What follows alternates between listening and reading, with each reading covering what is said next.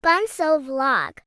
Hello mga kabunso, welcome back sa ating vlog. So for today's video mga kabunso, nandito pala ako ngayon mga kabunso sa Emilyar mga kabunso dahil may taong nagpadala para sa mga kabunso, para sa pag-check up ko po.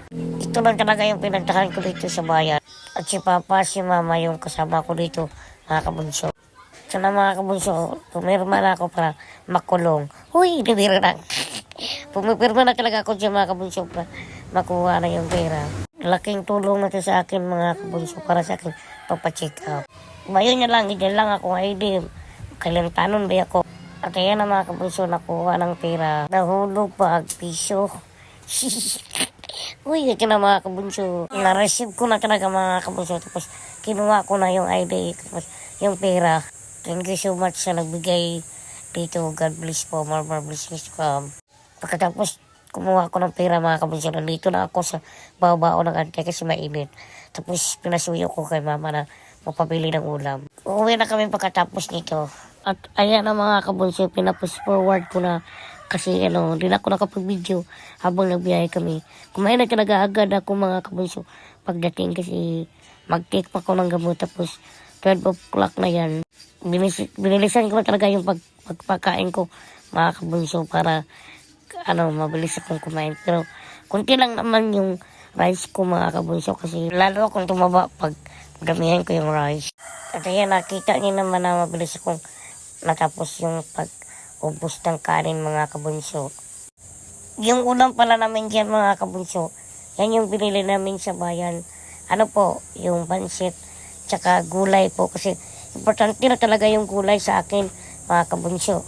Bawal na ako mga kabunso sa hindi mga gulay. Pero okay lang mga kabunso kung bawalan tayo sa mga ganyan kasi para sa for good health mga kabunso ba diba? Kaya kayo mga kabunso, mga mahilig sa mga mga oily ba, iwas na kayo sa mga ganyan kasi masama yan.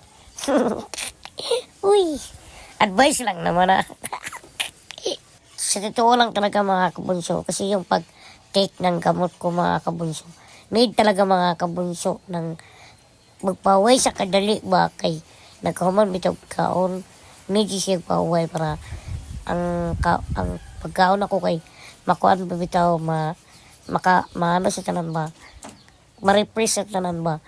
Tapos yung mga kabunso, hindi di ba yung mga ibang mag-take ng gamot pagkatapos ng kumain diretso mag-take, hindi ganun sa akin mga kabunso. Magpaway sa akong sa Bisaya bitaw. Napakaiba talaga mga kabunso kasi napansin ko na yung mga taong may i-take ng gamot na ang bilis maguto mga kabunso.